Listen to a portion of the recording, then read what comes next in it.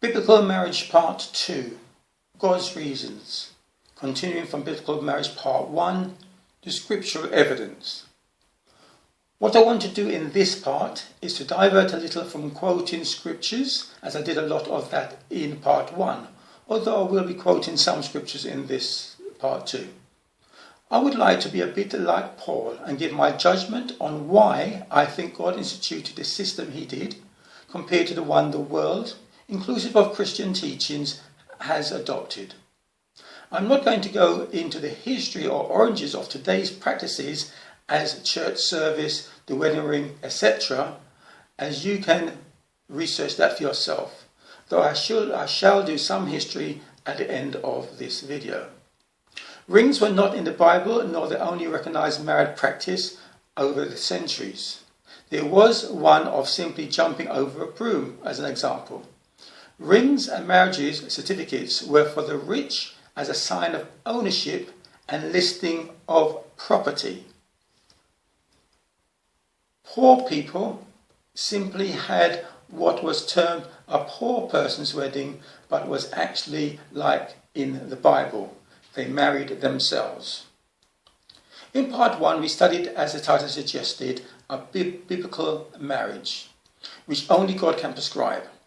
Now we shall try to understand why. To save me repeating qualifications about what I will say with I think, maybe, possibly, etc., I will teach as if my judgment is one of biblical authority. Of course it is not, unless I quote directly from it. However, like Paul, I will say, and I think I have the Spirit of God. At least that is my aim, to teach from his laws and instructions. The first indication of God's reasoning is found at man's creation, where God gave him dominion over the created world, if not at least the Garden of Eden, and a helpmeet in the form of woman Eve. What was Eve to help Adam do? Multiply and replenish the earth, as instructed in Genesis chapters 1 verse 28. It was the first command and came before their sin. The sin that resulted in Adam having to toil the earth for food, meaning before then Eve was not given to help him labour, since he had no labour to do. He could have carried out all of God's commands by himself except to multiply and replenish the earth. If women understood God's purpose and acted in accordance with it, they could be in a privileged position of being taken care of, like Bathsheba said of Solomon's servants in 2 Chronicles chapter 9 verse 7. She said, "Happy are thy men, and happy are these thy servants, which stand continually before thee." A similar relationship between the God women claim to follow in the reading of their Bibles and his people. As God said in Exodus chapter 23 verse 25, that you shall serve Yahweh your God, and he shall bless thy bread and thy water, and I will take sickness away from the midst of thee. Prior to getting married, the women, come under the jurisdiction of their father, who provides for and protects her. He then gives her away to a suitable man who he believes would take over and continue his care for his daughter. We see this again in part of the history at the end. The privilege comes with conditions, however, which women today do not want to accept. Nicely put, that the father and husband are the head of the household. Proverbs 29 verse 18. Where there is no vision, the people perish, but he that keepeth the law, happy is he. Before Adam could get himself a vision, or carry out the one that God gave him, the deceiver planted one in his mind through Eve. Eat and be wise. He, Adam, as we, should have followed the second part of the proverb. He that keepeth the law is happy. The same teaching God later gave Israel. He separated people, called to be peculiar by keeping his laws when others, nations, were not. Noah was given the same instructions as Adam. Be fruitful and multiply. Genesis chapters 9 verse 1. God's vision for Abraham was, as it says in Genesis chapters 12 verse 1 to 12 verse 2, "And I will make of thee a great nation, and I will bless thee, and make thy name great, and thou shalt be a blessing." Adam was meant to be an example to the rest of the human race that God made, that they look on the blessings of Adam that Adam had in the garden of God and choose from the free will he gave them to obey God. As with Abraham, God can turn each holy man into a leader of a large family, prosperous mini nation, etc. But this takes the marriages staying together until uncles, aunties, cousins become as the 12 tribes of Israel. The deceiver breaks up families and marriages to keep them in servitude, always starting over rather than reaping the benefits of numbers like a large company. If we look back at our lives and think how much money we could have saved, investments made, retire early, leave an inheritance and legacy large enough for our children's children, as the Bible says, we realise too late what the devil has done when marriages are broken up. Just do not leave it too late to also realise any error in theology we follow. We know and are living the consequences of Eve being deceived and Adam following. The next man-woman relationship the Bible focuses on is Abraham and Sarah. God gave him a vision. He said to Sarah, "Pack up, we are to go," and off they went to follow God through Abraham.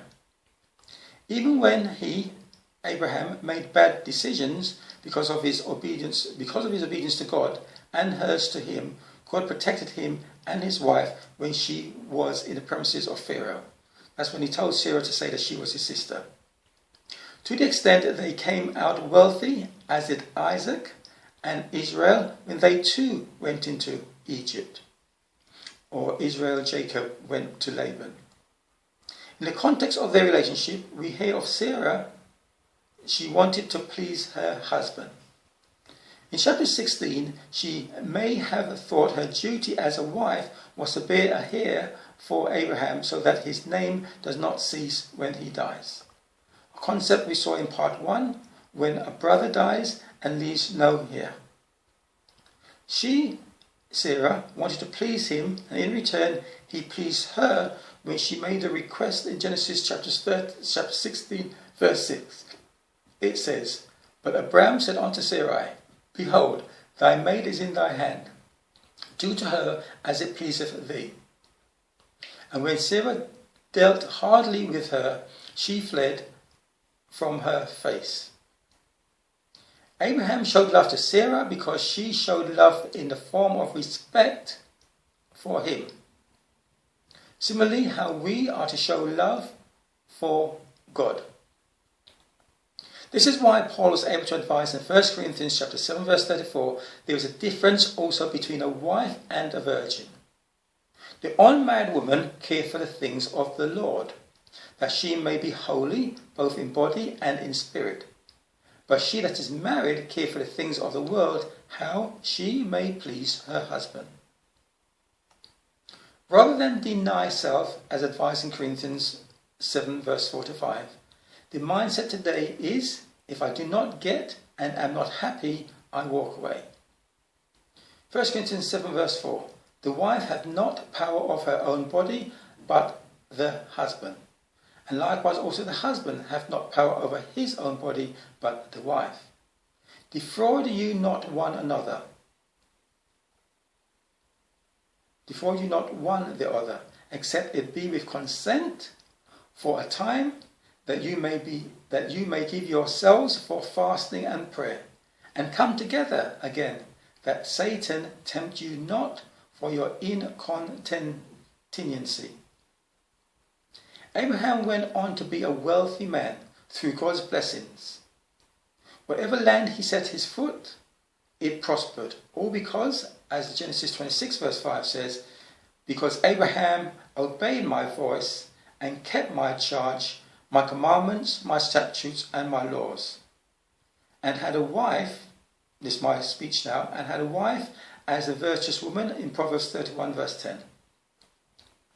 He had a company of at least 318 men, remember when he went to rescue Lot, employees to govern, etc.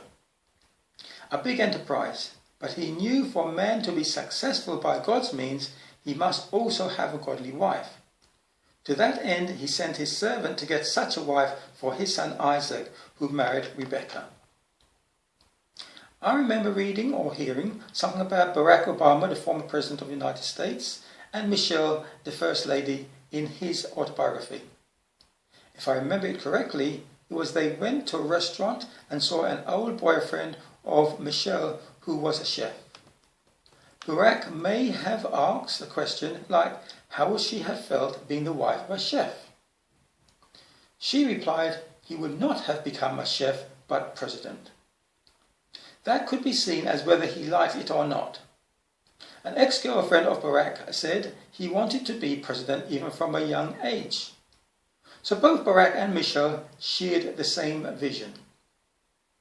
If we follow the principle of man and woman relationship ordained by God, we should see it matches the analogy he uses with himself as a husband and Israel or his end-time church as his bride. So I will jump directly to that parallel. The woman was created for Adam to be his helpmeet.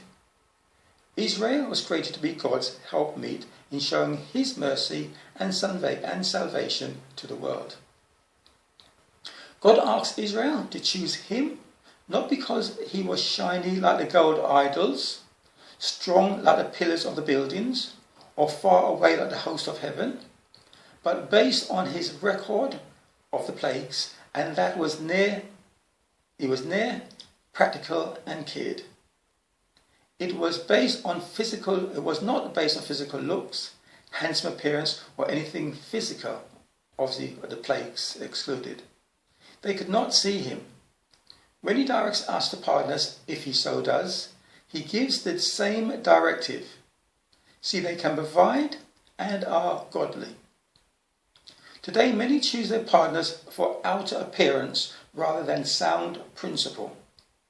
Then, sometime later, when those relationships fail, ask God to take away the consequences of their poor choice. Of course, I'm not saying it is wrong to make that appearance a criteria. God looks on the inside, but man on the outside. That's what the Bible says. Rachel was beautiful, but whether Jacob chose her purely on beauty or getting to like her during the month he worked for Laban, we are not told in Genesis 29 verse 14. However, he was prepared to work and wait 14 years to be with her. That may not work today. On the other hand, Rebekah went with Abraham's servant to be Isaac's wife, not based on seeing him or looks, but reputation and standing. So I want to make a few points. The first one is, we may have heard of a long-ceased practice of shotgun weddings. That was a man who had biblically known or gone into a daughter, was forced to make a choice by the girl's father. Marry her or be shot. Similar to Deuteronomy 22 verse 28, or the account of Shechem and Dinah in Genesis 34 verse 2. Or even if their action was by mutual consent.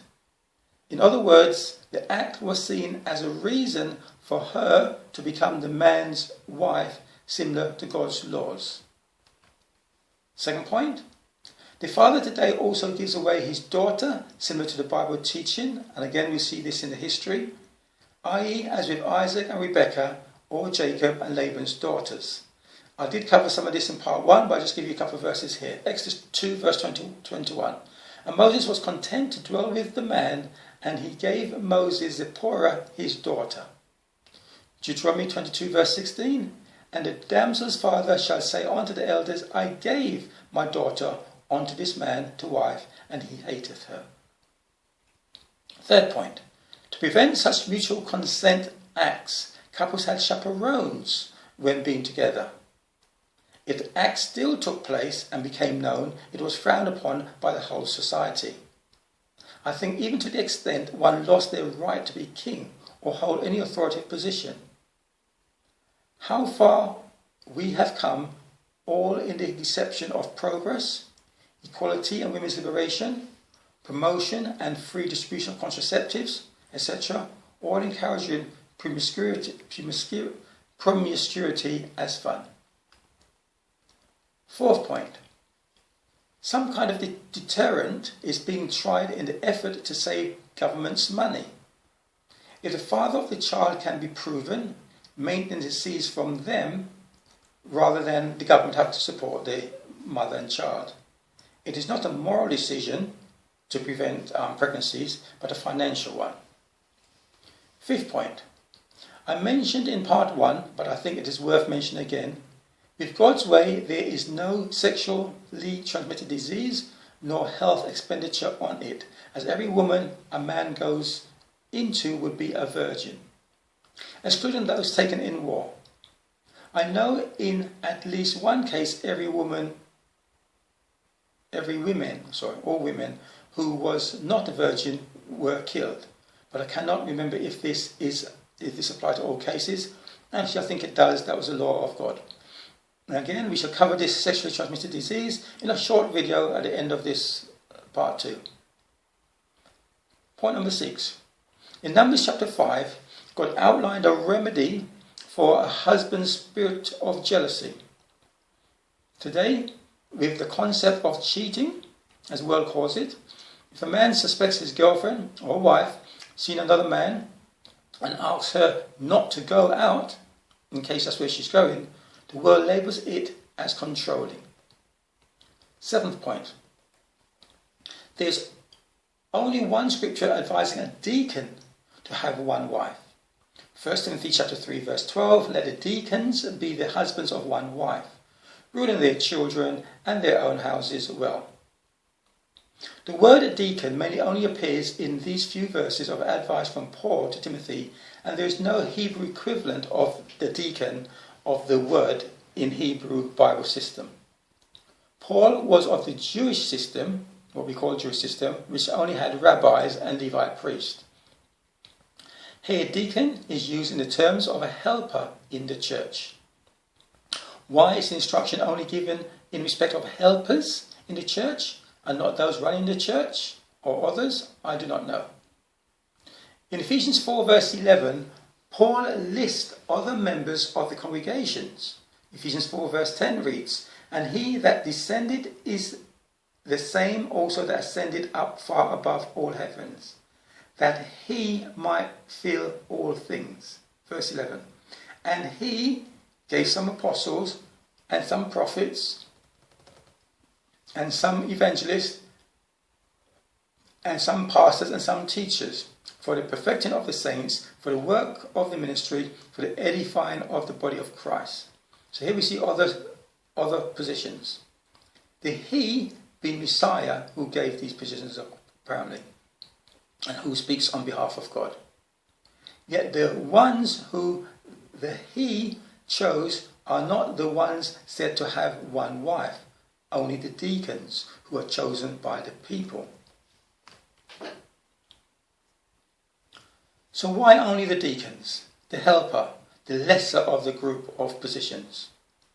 However, it is advice of Paul that does not have a support or commandment of God. For such reason, I personally think that was a mistranslation by the translators who inherited the same theology from the Catholic Church system when they inputted that in their understanding of the Bible. Point 8. 2 Corinthians chapter 6 verse 14. Be you not unequally yoked together with unbelievers, is a verse used to justify Christians not marrying non-Christians, and even Christians of one denomination not marrying another. The verse was not written with marriage in mind. Now, though verses can sometimes be taken out of their original context to make a parallel point in another subject, 6 verse 14 was written in the context of false god worship or mixing worship systems as Christianity has done with paganism today. So read the verses from a few verses above it. Mixing the doctrine of God and teachings of his apostles with inherited infiltrations of paganism, i.e. celebration of Christmas, Easter, Sunday worship, etc. All not biblical. Biblical concepts mix the days of false god worship, as it says in 2 Corinthians chapter 7 verse 1 for the context, and Revelation chapter 18 verse 4 for a similar context. However, in the context of mixed faith relationships, I thought they were supporting instructions of God prohibiting, but on seeking them I could not find any, apart from the one mentioned below. I asked the rabbi, and he referred me to the same one I was thinking about, Deuteronomy chapter 7 verse 1. When Yahweh thy God shall bring thee into the land whither thou goest to possess it, and hast cast out many nations before thee, the Hittites and the Girgashites and the Amorites and the Canaanites and the Perizzites and the Hivites and the Jebusites, 7 nations greater and mightier than thou. Deuteronomy 7 verse 2. And when Yahweh thy God shall deliver them before thee, thou shalt smite them and utterly destroy them. Thou shalt make no covenant with them, nor show mercy unto them. Verse 3. Neither shalt thou make marriages with them. Thy daughter thou shalt not give unto his son, or his daughter shalt thou take unto thy son. Verse 4. For they will turn away thy son from following me, and that they may serve other gods. So will the anger of Yahweh be kindled against you, and destroy thee suddenly. An associated verse is Joshua chapter 23 verse 12. Else, if ye do in any wise go back and cleave unto the remnant of these nations, even these that remain among you, and shall make marriages with them, and go in unto them, and they to you, know for certainty that Yahweh your God will no more drive out any of these nations from before you, but they shall be snares and traps unto you, and scourges in your sides, and thorns in your eyes, until you perish from off this good land which Yahweh your God hath given you.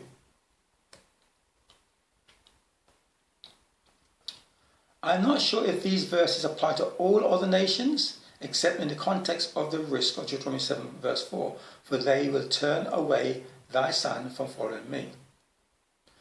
It mentions 7 nations in verse 1, and clear reference is mentioned of them and there.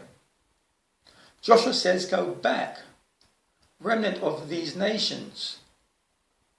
In Ezra chapters 9 verse 1, 8 nations are mentioned, of which 5 are the 7 in Deuteronomy 7 verse 1. Whether the others are the same people under another name, I have not researched. But in Ezra chapter 9 verse 1, the same reason for not mixing is given, according to their abominations. So similar to the advice of 1 Corinthians chapter 7. We know God cast out these nations out of their land due to the extent of their depravity. He did not cast out other nations. When Abraham went to Egypt, Abimelech spoke to God, saying, in Genesis 20 verse 4, but Amalek had not come near her, and he said, Lord, wilt thou slay also a righteous nation? So I will leave it to you how to use these verses and warnings. Also remember the actions of the king of Nineveh, when Jonah went to him with a message from God, and he repented with his whole nation. See also Ruth, who was married to Naomi's sons, Ruth not being an Israelite, and yet she chose to follow the God of Ruth or Israel. Clearly God teaches that he does not want us to worship any other God, practice or be with anyone who would lead us to do that. We know Abraham and Samson's parents did not want their sons to marry heathen women, but we also know many did. Judah, Joseph, Solomon, the priest returning with Nehemiah. The problem was not in the marrying them, but the risk of them taking you away from obeying God, as with Solomon. But it didn't happen with Joseph and all the names I mentioned. Coming on to today, we should follow the same teachings and ultimate purpose. Serve God and do not let anyone take away our promised crown. Preferably find a spouse that will live a godly life with you. Failing that, one that would not prevent you living a godly life. If you are already in an intimate relationship, God sees it as marriage. Try to maintain it and together learn to come around to obeying God. It may take time and a lot of prayer and fasting, but if ultimately that person will take you away from serving God, it may be better to be on your own.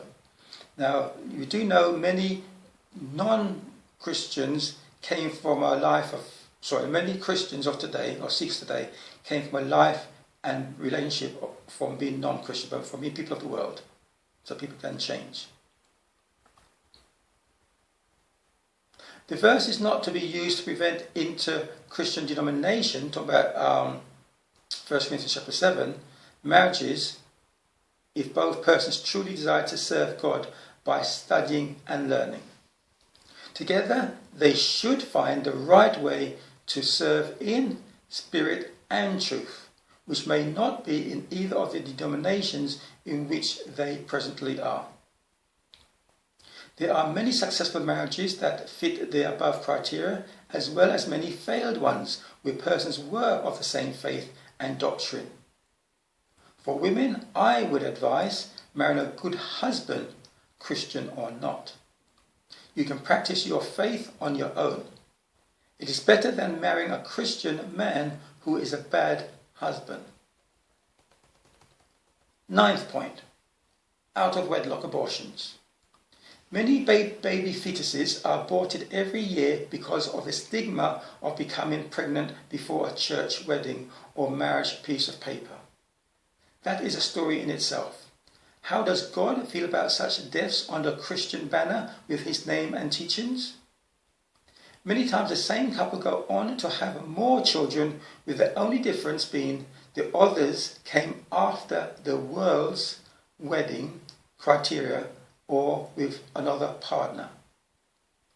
Should the action not have been to bring the young, possibly ignorant couple together and educate them to stay together on God's commands rather than religious traditions of separating? Many couples either living together or with children are putting off getting married until they can afford it. Was there a price placed by God on getting married, or was a price necessary? 10th point. Lastly, I found one of my old writings on marriage in which I made an observation about a commandment found in Exodus chapter 22 verse 16. It reads, "And if a man entice a maid that is not betrothed and lie with her, he shall surely endow her," meaning make her, "to be his wife. If her father utterly refuse to give her unto him, he," the man that is, "shall pay money according to the dowry of virgins." See also Genesis chapter 34 verse 12, the account of Shechem offering a dowry for Dinah. Also Deuteronomy 22 verse 29 and 1 Samuel chapters 18-25. So the question arises, can the father stop the daughter becoming the wife? I will leave it to you to discern if God is saying the father has to surely give her or his daughter to be the wife on the payment of the son, i.e. Deuteronomy 22-29, which says, "Give unto the damsel's father 50 shekels of silver, and she shall be his wife." That, to me, says that God is saying the end result is if the father does not want to give his daughter away for free, he is to do so on the payment of the dowry. Now bear in mind for your consideration the verse about a bastard and other implications. Thus, do not add to, take away from, nor change the order of God's wording, which ends in, he shall surely endow her to be his wife. Going on to a biblical marriage part 3, which is going to cover some of the history. The thing with a biblical marriage is most do not understand what constitutes a biblical one. Traditional practices are wrongly taught and sanctioned by governments and churches. As what constitutes reasons for divorce, especially adultery, again, following the world's understanding. The world teaches equality between men and women, so it assumes the same adulterous act of, or so shall I say, the same adulterous act of a woman also goes for a man in God's eyes. Let's call it the act of cheating, what today we call cheating. An act commonly called unfaithfulness. It does not. In other words, men follow different rules. There's different commandments of God for men and women. The Bible says in Matthew 5:32, "But I say unto you, that whosoever shall put away his wife, except or saving for the cause of fornication, causeth her to commit adultery, and whosoever shall marry her that is divorced committeth adultery." Now it's amazing how many translations have changed the word fornication into sexual immorality. I was having a discussion with a gentleman yesterday, and he said he could not find the word fornication on Google search. He phoned some friends and so forth, and he concluded that fornication was not in the Old Testament. So I sent him these verses that shows that fornication was in the Old Testament, and it all related to high places and false god worship. Anyway, I digressed. A man taking a wrongly put away woman commits adultery because she is biblically still married. That is regardless whether he has a wife already or not. It does not state if he is married and marries another single or widowed woman that he has committed adultery. I.e., Exodus chapter 22 verse 17 and Deuteronomy 22 verse 9. In those verses, God commands he makes the virgin his wife. It does not mention, or God does not mention a condition of only if he is single, if he's not already married. On the other hand, a woman who already has a husband, and we defined husband in part 1, commits adultery the moment she goes with another man, unless it is found he forced her and she immediately brings it to the authorities. Now again, it makes no difference whether that other man is married or single. She's gone with another man while she's still married. The below is an article of September 2018 that tells how man intends to make it easier, in England that is, in their eyes, for marriage to be dissolved. By the time of this video in 2020, the faultless divorce that was called has become law. So reading from the article. Fault-based divorces are set to be scrapped in an effort to reduce the bitterness surrounding marriage breakdowns on the plans for the biggest shake-up of the law for nearly 50 years. Spouses will also lose the right to hold up the completion of a divorce to which they do not consent.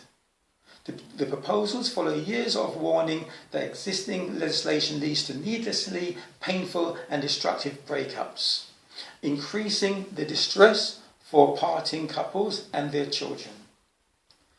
Justice Secretary David Gork, who has previously acknowledged that there is a strong case for reform, is preparing to announce a consultation into the moves. Currently, divorces are granted in England and Wales if adultery, unreasonable behaviour or desertion by a spouse can be proved. My comment here, note man's law adultery is i.e. by a man with or being unfaithful with another woman who is married or not. Continue from the article. Alternatively, they take place if a couple separate by consent for 2 years or without consent for 5 years. Mr. Gork is proposing the removal of the requirement for a spouse to provide one of those 5 reasons. Around 60% of divorces are granted for the fault-based reasons of adultery or unreasonable behaviour. The Justice Secretary also wants to make it more difficult to contest a divorce and to set a time limit for the divorce process. Trapped in marriages.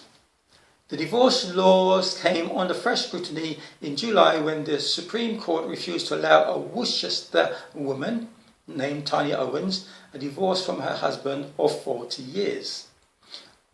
A little history, a little thing about this situation. She was having an affair. He was now, her husband that is, was now 20 years her older, well he always was, but now it's become now he's become visible. She's now 60 years, the husband's now 80 years, and she wanted out, basically. Okay, continuing. Its judges told her that she had to remain in her marriage until 2020, despite her protest that the marriage is loveless and has broken down. A study into nearly 500 divorces published by the Nuffield Foundation this year concluded that the legislation forced couples into unnecessary courtroom battles to attribute blame for the collapse of their marriage.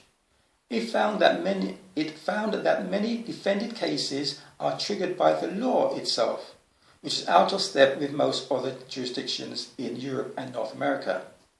The research concluded that the high use of fault-based arguments did not reflect a peculiarly high level of marital infidelity or misbehaviour in England and Wales, but the desire by couples to move on with their lives and not wait 2 years for their divorce to be complete. Cross-party support.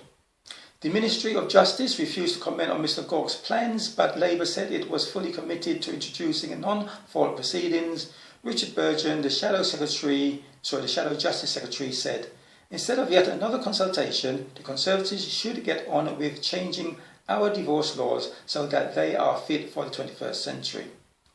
Mr. Gawke signalled his sympathy for overhauling the law in an interview earlier this year. He said he was increasingly persuaded that what we have at the moment creates more antagonism than we really need. The Justice Secretary added, "I don't think the best way of helping the institution of marriage is by putting bureaucratic hurdles in the way of a divorce." Baroness Vere of Norbiton, our government minister, this week indicated that moves were planned to end fault-based breakups. The government is looking closely at divorce law to see what can be done to reduce conflict. "We want above all to limit the adverse impact on children," she told the Lords. Baroness Butler Slouse, a former president of the High Court's Family Division, has condemned the law on divorce as not fit for purpose. She is supporting a bill passing through the Lords calling for reform. My last point, you can see the link from where I got these historical facts. It's titled 11 Facts About the History of Marriage That Might Shock You. I would particularly want to draw your attention to points number 3 and 5. Reading from the article. What's the point of life if not to fall in love, get married and have lots of babies? While that may be the ultimate goal for many people, it obviously isn't the rule, and over the years society has become far more accepting of relationships that deviate from what we consider traditional unions. But in a nutshell, that's the biggest misunderstanding of all. What we think of as an old-fashioned marriage has little in common with what actually went on hundreds of years ago, when men and women were just beginning to realise, hey, maybe this marriage thing has a lot of benefits that made it worth all their hard work. Remember, hard work. Whether you have marriage on the brain or feel it will be a cold day in hell before you tie the knot, these 11 historical facts about marriage might convince you that our notions about marriage are meant to change with and reflect the times. But is that so in God's eyes? God's the same yesterday, today and forever, and so are his ways. Okay, the first point in the article, historical fact, it was totally cool to marry your cousin. and it still is in many countries, including parts of the Middle East, where places like Saudi Arabia have started questioning whether first cousin marriages is acceptable. The reason families often set up their children with those relatives was simply to keep family bonds tight, a tradition that is prevalent throughout the Bible and other sacred tones.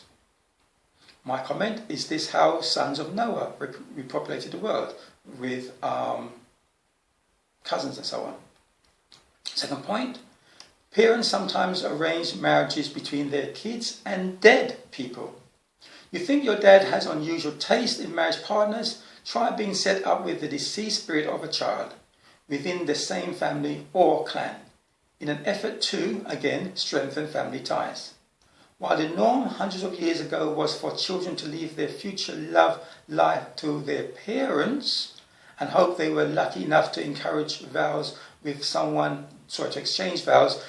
they at least liked, imagine the disappointment in finding out your wife or husband wouldn't even be alive to help pitch in with household duties. Says my point is, there we have, as practiced in the Bible, the father giving away his daughter. Third one, which I want to draw attention, monogamy wasn't the norm. The best way to populate a planet quickly is, of course, to have lots of sex and reproduce, something that works best when you're not committed to a life of sex with just one partner. My insertion here, again, maybe why God had Jacob have 4 wives, quickly able to get 12 sons and 12 nations of Israel. Continue from the article. 2 studies suggest 2 separate reasons why monogamy became important for so many married couples. One says folks realized men needed to stick around so that other men wouldn't try and kill their sperm in order to mate with their mother. While another study found no correlation between monogamy and infanticide, and suggests that's killing of the children, and suggests that when men and women live further apart from one another, it becomes more difficult for men to fend off rivals and keep track of their spawn. So they stay in one place and help raise a family instead. You may remember the days of chastity belts. Men went away and imposed that on women. It didn't seem to work. 4th historical point, there are more marriage therapists now than ever was before. Between 1970 and 1990, the number of marriage therapists in the United States increased 50-fold, which indicates we are becoming a lot more open-minded about speaking with professionals in order to strengthen our relationship. 5th point, people married themselves without a priest or witness. Again, the next one to which I draw your attention. Before the Marriage Act of 1753 in England, a priest and witness were not necessary for marriage. Couples married themselves. So here we are talking about 150, 80 years ago. Lord Hardwicke ruled that marriages required a ceremony to be official and that couples under the age of 21 needed parental consent to marry. So a new thing, but a relatively new thing. 6th historical point, same-sex marriage is not a novel idea. When same-sex marriage became legal in all states, many people celebrated and said it was about time this happened. But unions between homosexual couples took place in ancient Rome and have been taking place in Native America, African and Asian cultures for centuries prior to this one. That isn't to say sexual unions were acceptable marriages, were thought of as more of a way for brotherly bonding to occur. 7th historical point, the marriage kiss is more loaded than you think. We want to kiss our partners after we are declared husband and wife, wife and wife, because we love them. End of story, apparently. But the reason for the kiss stems back to ancient Rome, when kissing was considered an acceptable way of sealing legal contracts. Again, I talked about the law of property and how the ring came about and so on. And the marriage certificate, there was a contractual thing. Father giving away the daughter. 8th point, Wives could be dumped if they were infertile. Again, I draw your attention to Deuteronomy 24 verses 1 to 2, where a husband says he can give his wife, the only occasion he can give his wife a bill of divorcement for finding some uncleanness in her. So, long before doctors learned that men too can be infertile, it was perfectly acceptable for husbands to leave their wives if they found them incapable of having children, which is totally lame according to the writer of this article. The Christian Church was one of the first to decide marriage did not have to result in reproduction. But interesting, a marriage could be dissolved if a man was incapable of having sex with his wife. So notice the Christian Church imposed this, not God. 9th point, marital rape was legal in the United States until recently. Up until 1993, when North Carolina finally woke up and, these are the words of the writer of the article, and criminalised marital rape, it was still perfectly okay for husbands to take sexual advantage of their wives in some states, because the assumption was that what men own women. I'm not entirely sure. Unfortunately, there are still 8 states that have been identified as handling marital rape in a very different way than they would rape outside marriage. 10th point. Men who didn't marry were looked down upon. In ancient Greece, men who did not get married were often banned from holding public office, and there was even debate over whether marriage should be compulsory. The same attitude prevailed in ancient Rome, where Augustus was so convinced that marriage was critical and that he should run everyone's lives, again the insertion of the writer, that he passed laws that punished bachelors. 11th point. The word bride has crazy origins. The word groom comes from the English term guma, which means a young servant boy. The word bride could either come from the Old English word brod, meaning to borrow, or brew, which means to cook or make broth. I shall now show you 3 short videos on the consequences of society departing from God's way. This first video is going to show some of the consequences of departing from God's way. Okay, we have excess of women. By the year 2020, we are going to have women in Ghana between the ages of 15 and 55. 3 million from the statistics of 2010, Population and Housing Census 2010. Go and check. Between the ages of 15 and 55, we are going to have 3 million women who will not find husbands if each man marry one wife. Tanzania has 30 million women, 20 million men. In February of this year, President John Magufuli was begging, literally begging the men to take 2-3 wives, because there over 10 million women can't find husbands. And you know what that means? No. Okay, there will be increase in prostitution, extramarital affairs, there will be increase in unwanted pregnancies, then abortions, sexually transmitted diseases. And when there is excess women, they say the beautiful ones are yet to be born, right? You see the beautiful ones, the old marriages will collapse because the men will leave them and go and take new wives. So when you say that polygamy is destabilizing, think about monogamy as well. I think your point is made. Thank you very much. Reverend Daniel Leshen has made a very strong point in support of President Magufuli. We do have one more interview before Anis comes up. Thank you, Reverend. Thank you. It's a pleasure talking to you. Thank you. Sorry it was short, but we have to thank you very much. And those of you who want to buy the book, where can they get it, please? Well, in Kumasi, Opoku Trading. We're in Accra. So in Accra, yes. In Accra, next week, Legon Bookshop. Legon Bookshop. And then Shell Shops across the Shell Shops, okay. Yes. But you put in a good effort. It looks like a good book. You research, you write all of it. So all what you are saying is it's captured in all of these so many pages? Oh, yeah. 100 and how many? So I remind you, in part 1 we covered men getting killed in battle, 30, 70, 50,000 in one battle at a time, and so forth. This video shows that what goes on in secret, which leads to marriages breaking up, as the gentleman just mentioned. Question 16. Is there a woman besides your wife that you have sexual relations with on a regular basis?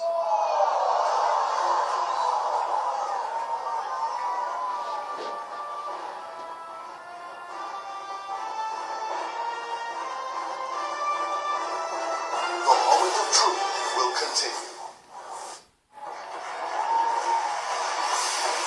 The moment of truth continues. Are you ready? Give it to me. Question 16. Is there a woman besides your wife that you have sexual relations with on a regular basis?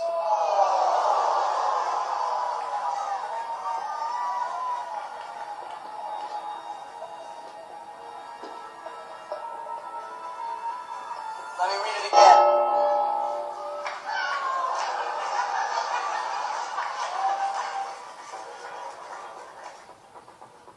You may have just taken him away from an easy no answer. But, John, friends are friends, you jumped up, you hit the button. We will not go further into that question. The question was, is there a woman beside your wife that you have sexual relations with on a regular basis? That is definitely a present tense question, but you cannot answer it at this point. John, why'd you hit the button? Looked a little tense. You looked a little tense. A little uneasy. Yes. I have a feeling that there's going to be some discussion around the kitchen table when we get home. Oh, most definitely. On the way home. Ouch. Okay, John's hit the button, which means we replace that question. Discussion on that question stops here. You need this one to continue the game.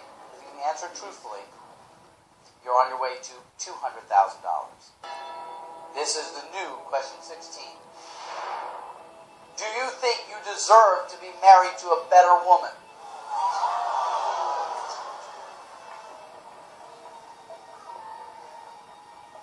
I got a good woman. I got a good woman. Let me tell you, my wife has been there. I haven't been a perfect husband. I haven't been a perfect father. I can explain all the mistakes I made, but if it wasn't for her and my mother, I wouldn't be where I am. So, there is no better woman I could have married. So your answer then is no? Good luck.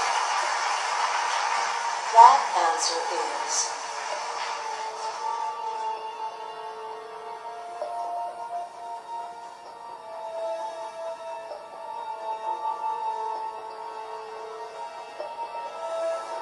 true. False.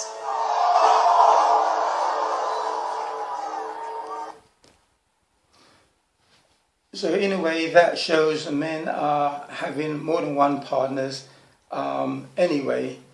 It's just that it is being done in secret. This third video is another consequence of departing from God's way. Hi, thanks. Who are you? Yvette, Where are you from? I'm from Hopkinsville, Kentucky. Uh-huh. Is there a problem? No, I am a 50-year-old virgin, and I'm proud of it. I grew up in a very strict household. Okay. And I always wanted to wait until I got married, until I had sex. Right. And I just haven't met the right one yet. Okay. But I get all the time that I'm crazy to wait until I'm married to have sex. I don't get the haters off my back.